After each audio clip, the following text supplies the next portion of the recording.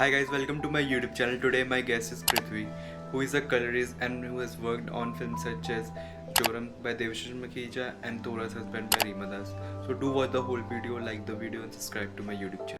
So my first question is like why you choose to become a colorist? What inspired you to be a colorist? Basically, like I did media studies in college for my graduation. I did it from Symbiosis, and there we would make a lot of films. And the thing was that we made films when there was no camera as such. Like we would use DSLRs, we would use phones, we would use whatever is available.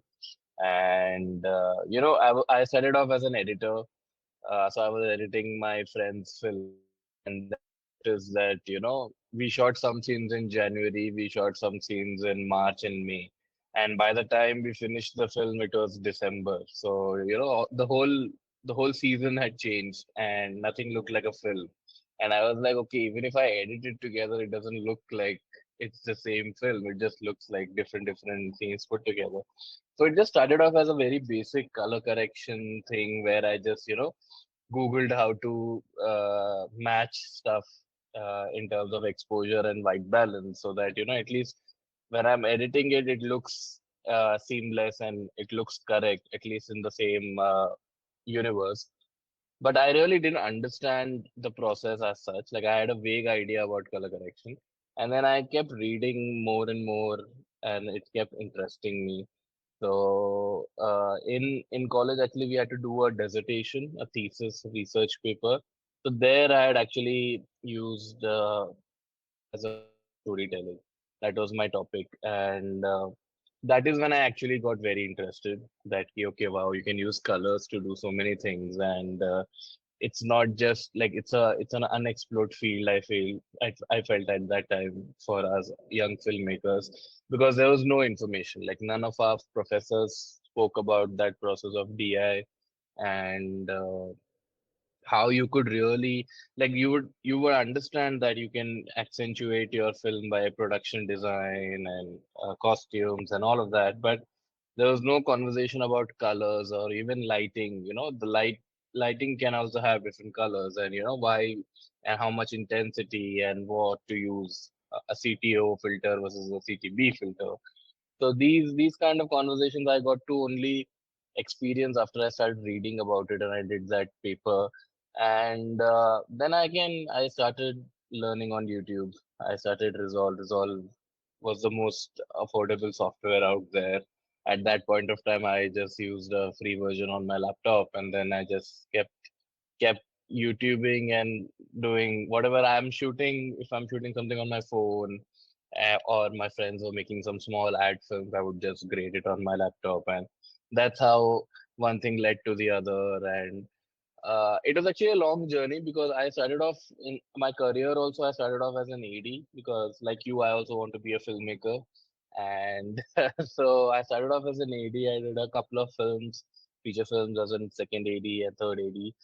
And but I realized that I do want to be a director. I want to make films in life. I want to tell stories, but not really take the AD path.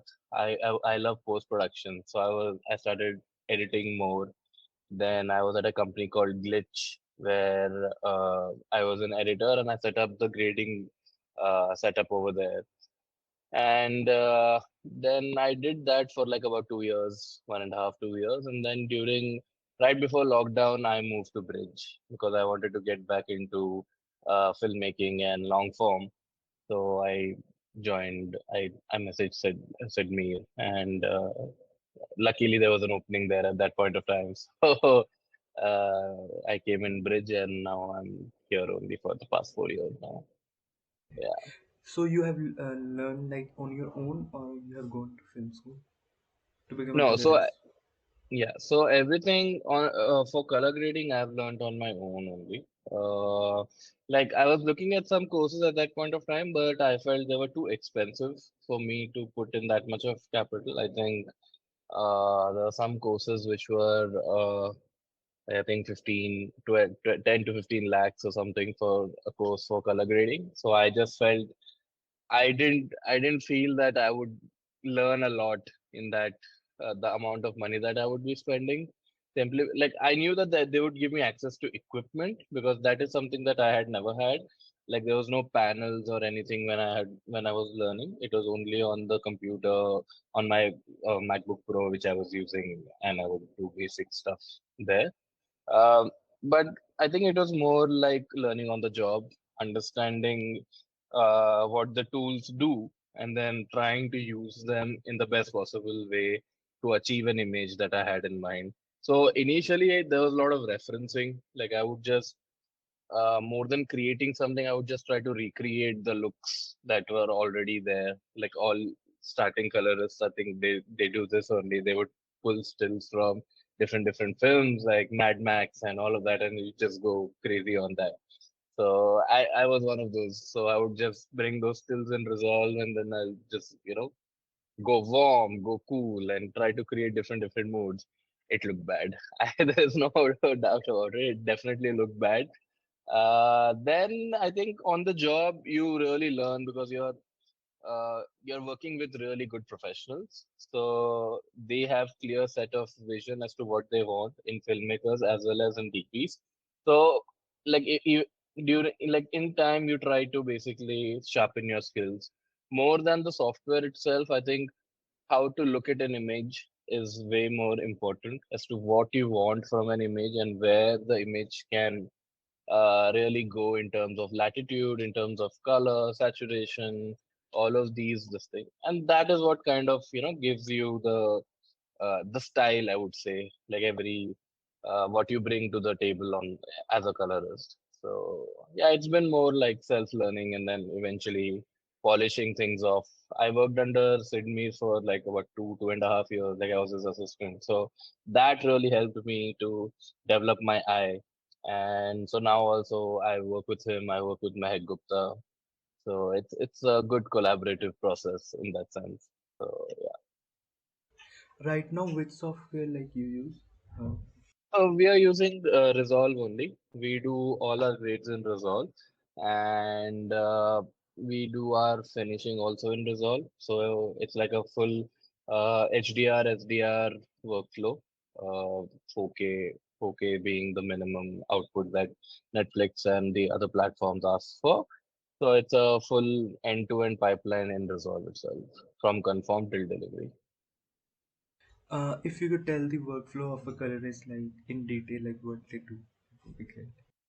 So I think the workflow from colorist basically is like so usually sometimes I'm involved in pre-production as well. Like I love being involved in pre-production. So sometimes if a film is being going on floors and they've had discussions with me before only that this is a film that we would like to grade with you. So what we try to do is basically we create a LUT for them.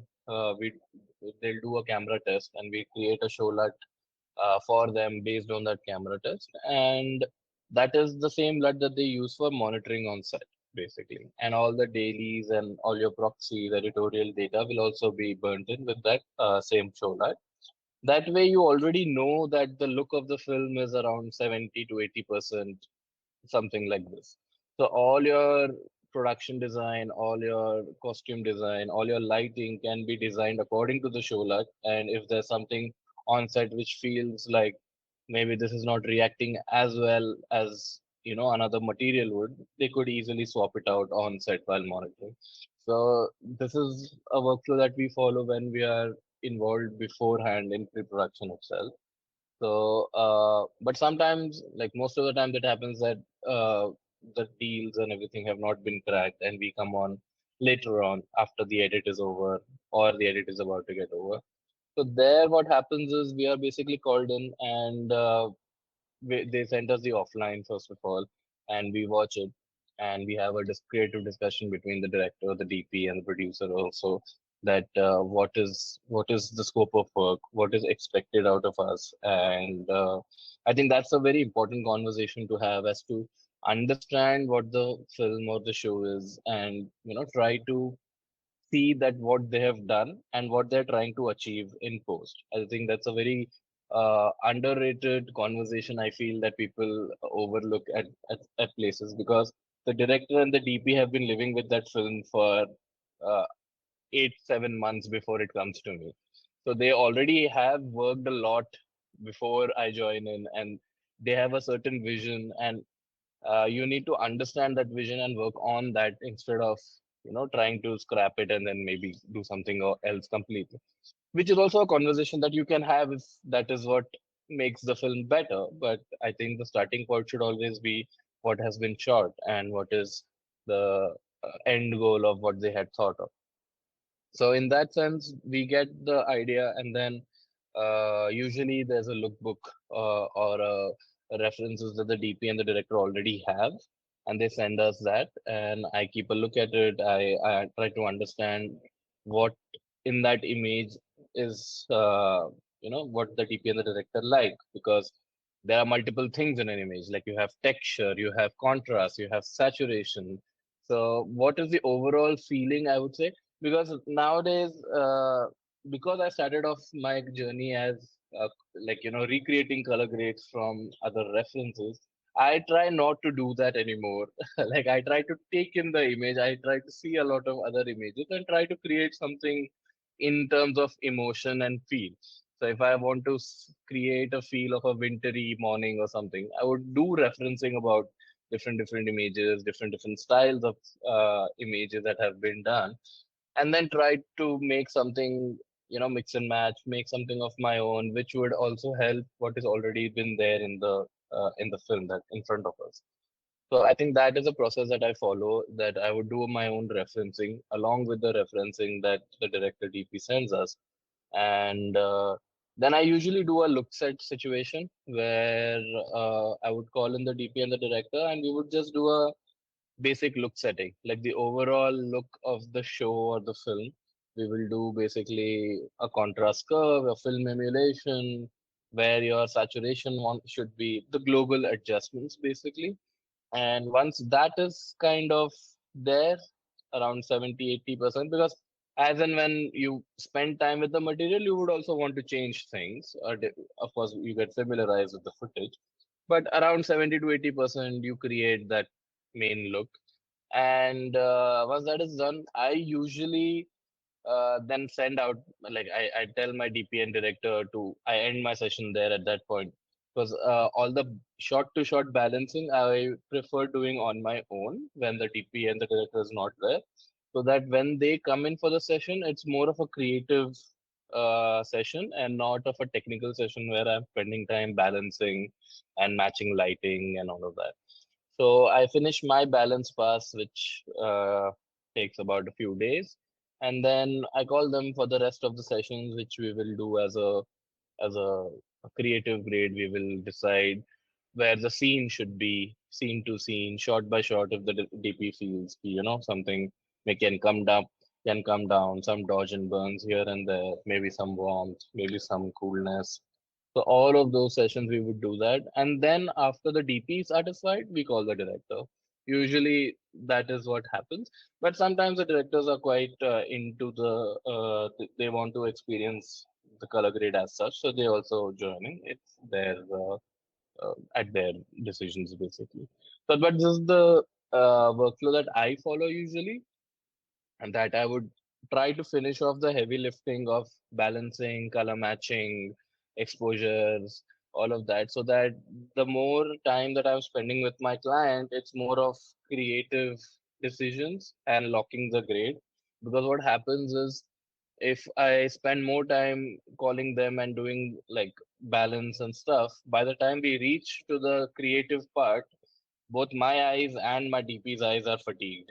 So you can't make those decisions at the end of the day.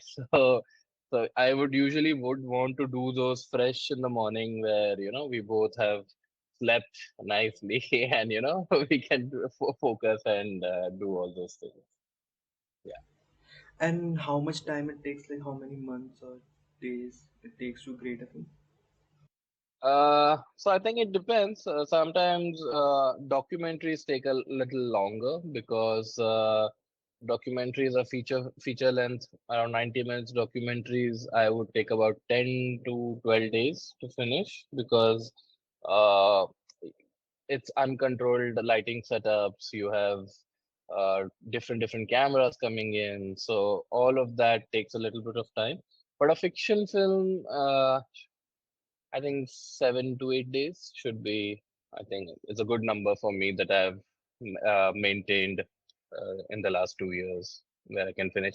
I mean, again, it depends on the length of the film. Like the one film that I was doing, which was about 2.5, 3 hours, that would obviously take more time than a film which is 90 minutes or something in that level. So, yeah. If somebody wants to become an assistant colorist, how they can like become approach someone and become an assistant? Yeah. So I think the colorist industry is still very unorganized in that sense. I would say it is how when even I started out, there was no information as such. But now I think it's getting a little better because people like you are doing these podcasts where people are understanding what the process is. I think the best way to is start doing your on your own first of all, because there are certain requirements of a color assistant. So the color assistant basically needs to know how to know the software first of all, because color assistant is still quite higher in the chain of in the color hierarchy. So if you see, you start off as a conform artist, and then you move into color assistant, and then you move into color grading, and then you move into like senior colorist. That's usually the hierarchy that the post studios follow. So I started out as a conformist initially, and then did the same whole thing. So basically, the color assistant needs to know conform and needs to know how basic balance has to happen, because that's a lot of time a colorist will be working on multiple projects. So I would depend on my color assistant to do like my balance for me, so that if I'm taking over some this thing, my color assistant will do the basic exposure balance and then move on. So there's certain amount of experience that is required in the color assistant this thing. So I think the best way to get hands-on experience is just shoot something and start doing it on your own. You don't need to have the best technology. You don't need to have the best equipment or anything. You just need to understand what is an image. Like you need to start seeing the image more as a form of how will you take this image and make it better for the story. The resolution, the bit rate of the footage will get better as and when you get into better higher budgets and all of that. But I think the fundamental core aspect of grading as to what you see as an image will remain same if you shoot on an iPhone, if you shoot on a Arri Alexa or any other camera. So I think that is something that people should look at and just start understanding and playing around with the software on their own. For applying, I think the only way is to just reach out to people. Unfortunately, there's no LinkedIn sort of a thing for us where it's a very small community still. There are only a handful of post houses who have actually lots of colors, and it has increased in the number in the recent years. But I think the best way is to reach out to people, and whenever there's an opening, make sure that you have some work already done, so that when you put yourself out there, there there is something that I can see and be like, okay, wow, he has this things that he has done, and I can have a chat, and maybe we can have a conversation regarding this. So that's the thing. Okay. And your experience while working in this film as an assistant colorist, like Showbox, what was experience? I think it was I loved being a color assistant. Uh, it was like a mind opening experience for me basically. So I was a colorist before I joined Bridge. But when I joined Bridge, the level of grading was very, very high for me to do this thing. So I had to unlearn a lot of things that I was previously doing, simply because you pick up a lot of random things on the internet. Like every instructor will tell you a different way of grading. Now, there's nothing wrong or right about the way you are using your tool. It's just a different style. Like my style will be different to Mehak's or Sid's or someone else's. So in that sense, it was a lot of unlearning for me to understand and that how to, streamline your thoughts, how to streamline your way of working to be efficient at the same time, give the best possible output to your client. Because I think that is very important, and that is something that has been instilled in us that, the client, like if our name is going on the project, we should be satisfied creatively. But at the same time, we have to do it efficiently, because if I take 20 days to do a grade, then that's not efficient. I'm like, it's not a sustainable business model. So you have to maintain efficiency at the same time, do a good job in the creative aspect of it. So in that sense, I learned a lot. So I did most of my assistants with Sid Meet, and I think he's one of the best. So it was a it was a great experience for me. And this was during the lockdown as well. So I would just go to his house and we would do grades from there. So I'm just sitting in his makeshift studio at his home. And we are just sitting there for like hours together, and he's telling me things. I'm just trying to, understand what is happening. It's like so many technical information that is coming there. So it was like for me, I think it was a great thing that I enjoyed. I just enjoy sitting in someone else's grade and trying to understand why they're doing something. Like so now also I try to do it when I get some free time. I would just go and sit in Mehak's or Sid's or Himanshu's or other colorist's room and just try to see what they're doing. It's just like it's like a fun way to see if you pick up something new in that sense. So yeah, I mean, I did a lot of color assistance in that sense, and I learned from conform to delivery, because I think uh, grading is just one part of DI, and the other parts such as conform and delivery is as important as your grading itself, because you can grade a great film, but if you don't deliver it in the correct specs, with the correct aspect ratio, with the correct color spaces, your grade is not going to look like your grade. So all of these things have to be taken into account and have to be taken care of during the QC and all of those steps. So I think I really learned a lot. And I think 2 years or something, I was just like, okay, I don't even want to grade. I just want to do this. There's enough information to learn in this whole color assessment thing. Yeah. And now let's talk about your films which you have created as a colorist. First of all, Tora's husband. Yes. So, Tora's Husband was a very nice film that Three Mothers has made, and she had shot during the lockdown, and she had done everything on her own.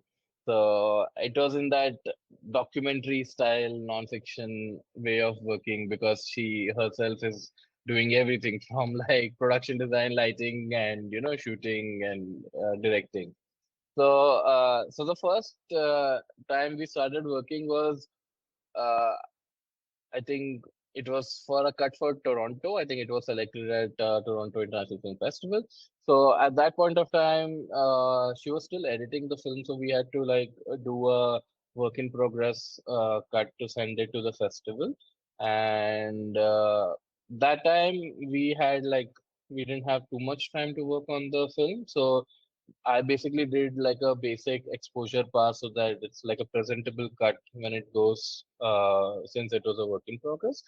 And then after that, once the film selections and everything was over, we actually sat and did the whole grade. I think it was a very, I think Rima as a director is she's very open and gives you a lot of freedom in that sense, where you can she will tell you what she has in mind, but it's not like a specific uh, that she wants the greens to be like this. She wants the exposure to be like this. It's more about the feel of the film, like as to what you're feeling.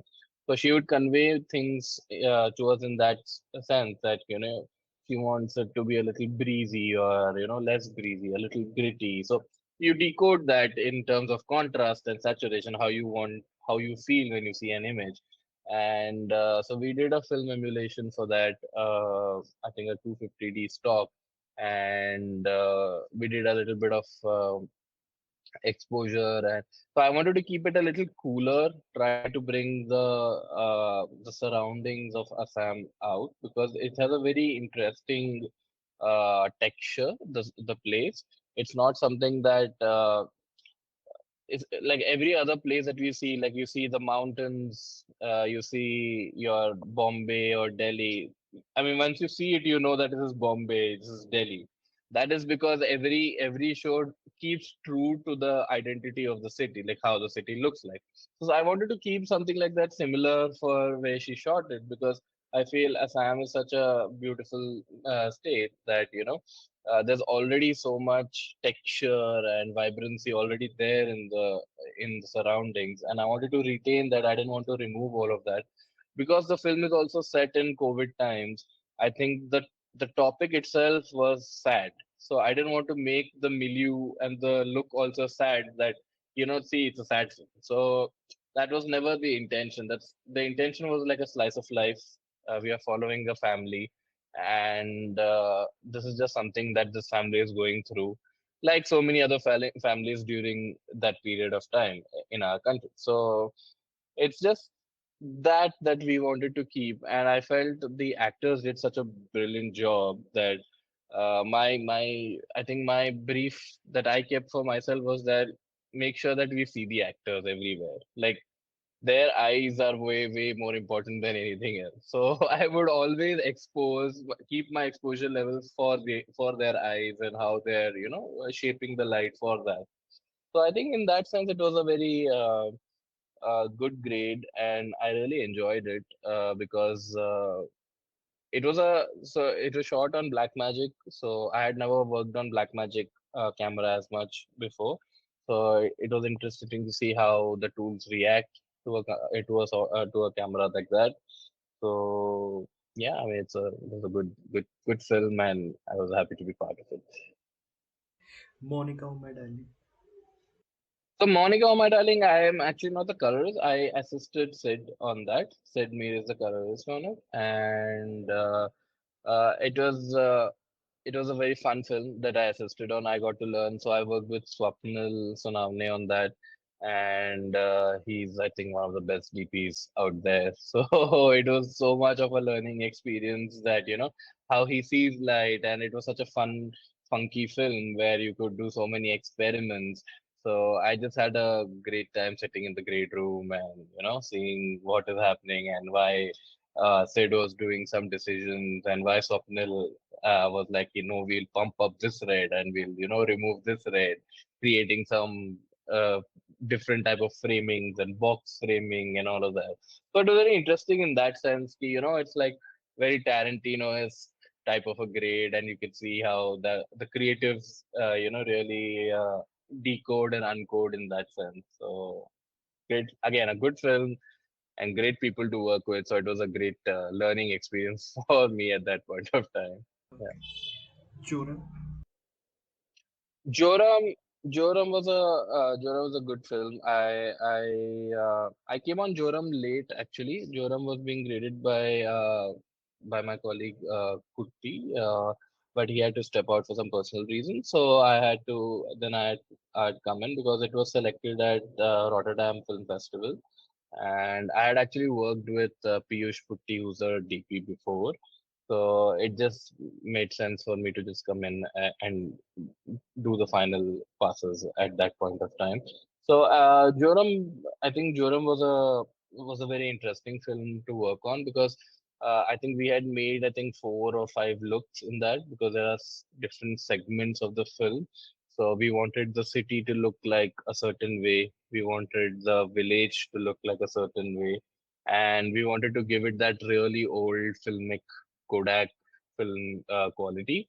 So like we really wanted to amp up the film part of the film contrast in the film and giving texture because the thing is Joram is all about the man's relationship with the nature as much as anything else, and talks about so much of politics about how the land is being taken away from the tribe and all of that. So the environment is a very big character in the film, I would say. Even in the city, how the city is sucking the life out of people because of these migrant laborers, and they're basically forced to work in such menial conditions, and they don't have access to anything. At the same time, in the villages, it's just deforestation and urbanization. So we so the director Devashish also had a lot of comments about like how he had filmed it. Is only that the like in the end of it, there's a whole sequence where you see all these bulldozers trying to break the earth in the mines. I remember having this conversation with the director and the DP, and the director was like, see, I want to make it feel like the earth is bleeding. So I think that's a very powerful emotion to convey as such. And but it's such a great way of putting it. Like, the JCB is literally putting their claws into the earth and digging up the whole thing, and you want that feeling, that exaggerated feeling of the redness being like okay, which is also supplemented by the music score. The music is also great at that point of time. So I think I had to find a fine balance between it not being too gimmicky, but at the same time you're in it and you're not taken out of the drama of the scene which is happening. And then again, it's just great performances by the actors who are there. So it really helps, and Piyush did a great job shooting it because all the exposures were on point, all his camera movements were on point. So it was really about cracking that overall look, and then just spending some basic time in balancing, and then just sitting with Piyush and Dev sir to just get the final nitty gritties in. And yeah, it was a great film, and uh, I was happy to see it release on a big screen. So yeah. And Jubilee, like you were there as an on-set colorist. Yeah, so Jubilee, I worked as an on-set colorist. So basically, a lot of times what would happen was they were doing projections, like all the studio setups where they're actually watching the film on the big screen. There were actual projections that we were doing on set. So I had my Resolve hooked into that, and I was grading those projections while we were shooting it. So if the DP Pratik had some points, maybe bring it up or bring it down or change some texture, maybe because so we were really playing with the textures more than anything. Like if there was any film damage that needed to be there, because sometimes it's a film that has been processed multiple times, so you'll have more scratches or something like that. So those things we were doing on set, and all the car sequences which were like LED screens that they were shooting on. So again, my Resolve was hooked up to it, and I was getting a camera feed, and I would basically change the exposure based on what the DP would want. So we had a base exposure given to us by base plate given to us by Film CGI, which was like I think 90% there already. It was a CG render.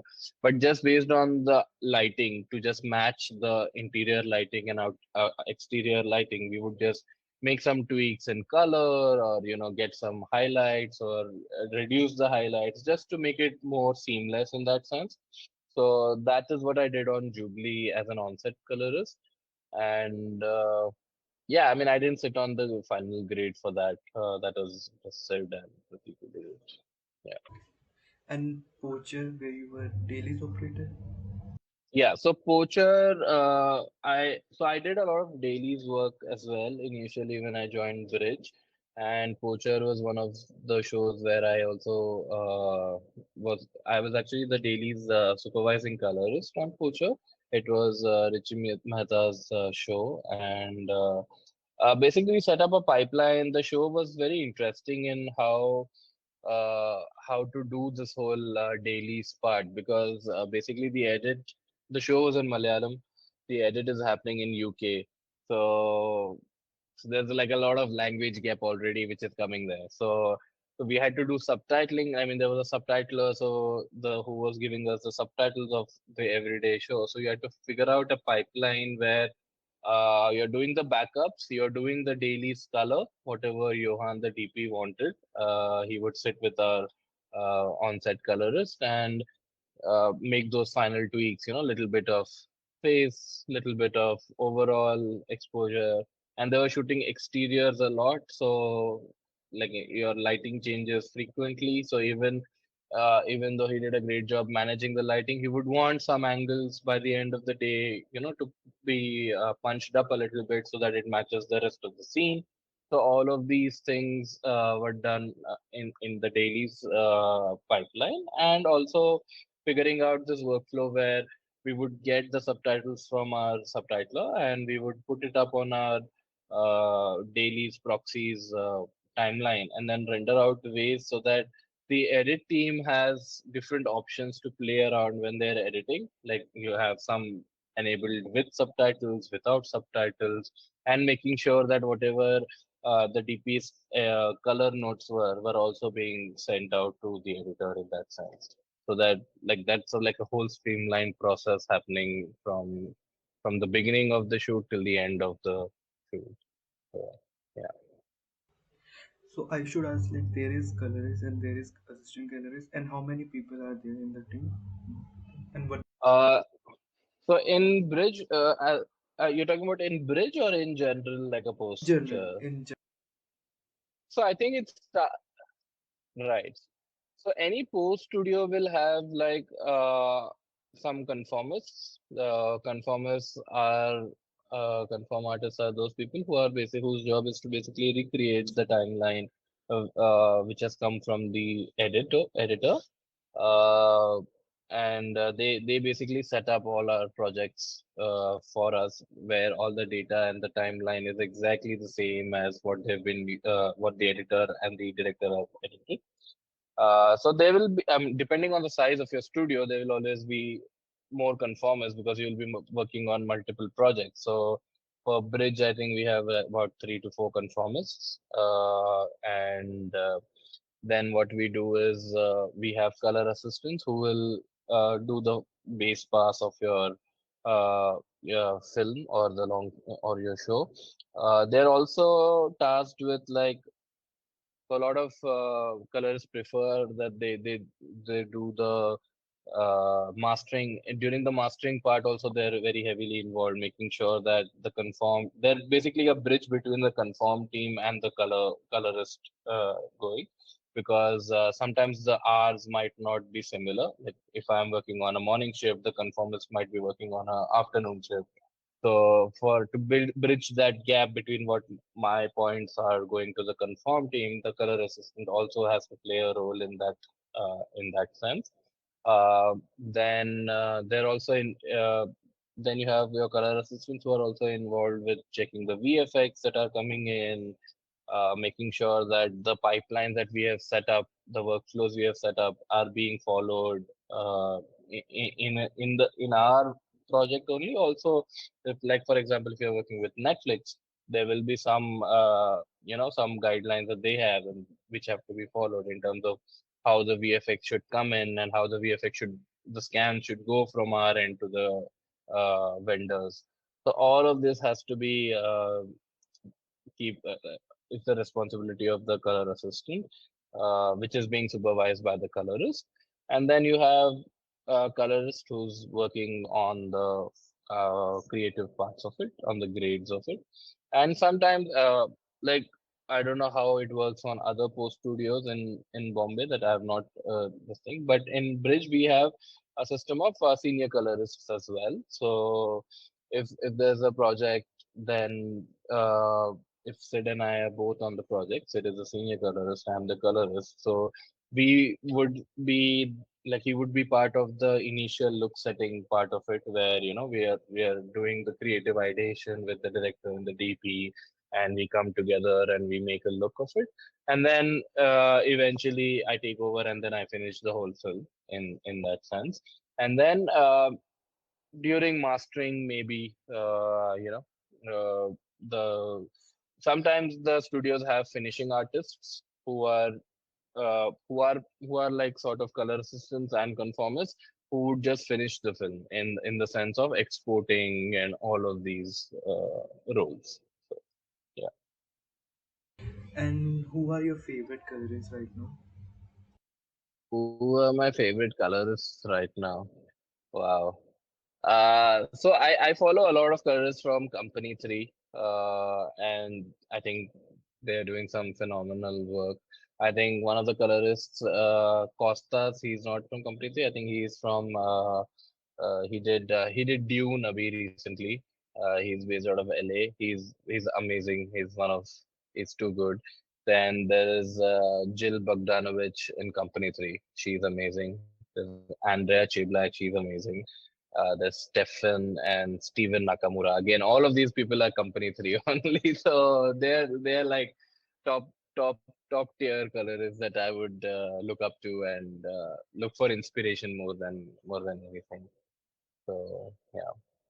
In India, in India there are. Uh, India, I really love I really love Bridge. So Sid Mac, I think I like Ken's work. Ken at Red Chilies. I like Vinish from Studio Spear. Christian is really good. So yeah, I mean I follow more or less everyone who's doing everything. And if your favorite films, which have inspired you, in general. Oh, my favorite films. Okay. I think recently I don't have like I don't have a film which is like the best I would say. Where it keeps changing. So I think recently I saw Anatomy of a Fall, which I really loved. Like it just blew my mind. Dune 2 really blew my mind as like a masterpiece, as a spectacle, which it was. Then I recently watched. What did I watch recently? I think I love Korean films. Like they have what they're doing in that genre way of making films is really good. I feel that in India right now we are lacking those really gritty genre films where it's horror based. I know theirs is more body horror, but I think in general we are missing that space and the space for us to make films there. So I think in that sense, yeah, those type of films I really like. Some poetic, some more little bit of human psychology. I'd watched Chelan's Winter Sleep, which was very beautiful film. So I mean, yeah, those that's what I can think of at the moment. Okay. Okay. My last question is: if somebody wants to become a colorist, what advice would you give to them? Uh, I think the most important thing is try to see color as more than what it is. Like if you see a film or if you see a image or if you see any sort of a visual art form, it can be anything. It can be a painting. It can be anything. Try to understand why someone has used those colors. Like what is the reason and the psychology behind using those colors. Like I think uh, what I'm seeing and what I also struggled with when I started grading was that we are doing too much where we don't need to do too much. Like we need to understand the starting point as to this is our frame that we are starting with and what needs to be done, but it has to be done in a subtle, in a creative way that it doesn't remove the integrity of the image which is already there. What I feel is that uh, again, this is something that even I did was that we would push too much because we want to show that, I'm adding something to the film because I am the colorist. But at the same time, it's sort of like a gimmick. It's like when Roger Deakins says the best cinematography is something that is invisible. You don't talk about the shot taking, you talk about the film itself. It's the same for color grading. Like if you say, oh, that shot is graded so well, I think that's a bad grade because it's just taken you out of the film and you're noticing the color of the sky or color of the water or the contrast maybe. So I think it's a you have to find that very fine, subtle balance where it's not too overpowering, but it's still doing the job that it is intended for. And the other thing is to basically read up about the technicals. The thing is that color grading is a very technical field, as much as a creative field as it is. There is a lot of maths involved, understanding the formats, understanding the color spaces, understanding all of these things. So I think a good amount of time should be spent on research, understanding what color spaces are and why a particular OTT exports a particular color space. So all of these conversations have to be taken into and researched about, and all of this data is available on the internet. Like if you go on Netflix, like if you just search Google Netflix best practices or anything like that, you will get a website which Netflix has made for its partners and vendors. It has every information there, like how they follow their workflow and everything. And I think Netflix workflow is one of the best workflow sorted workflows out there that you can use to learn what is happening in the whole imaging pipeline, kind of a thing. And I think the other way is to just start doing it. Like there's no, like if you keep waiting for an opportunity, you may get it, you may not get it. But if you create your own stuff and you just start, even just doing it on like, if you're just starting out, just click some pictures and just play around with that. I mean, I think everyone has a good enough smartphone now that can click some really good pictures and then just try to do something from there. Try creating looks. Try recreating looks which have already been there. That will also help you understand why a particular look has been created in that sense. Why a Mad Max is so warm and so saturated, whereas a Batman is so desaturated and it's almost monochromatic. So two very different films and two different, very very different palettes. So you'll understand why those decisions are being made. I think the why of it is way more important than just doing it, because then your decisions will be based on merit and thought, instead of just I can push a button and create that blue or green or whatever we want to create. So and that's it. Yeah. Sir, thank you so much, sir, for joining. Such a Thank you pleasure. so much. Such a Thank you pleasure. so much for inviting. Thank you Thank so you. much for inviting. Thank My pleasure. Sir. Thank you so much.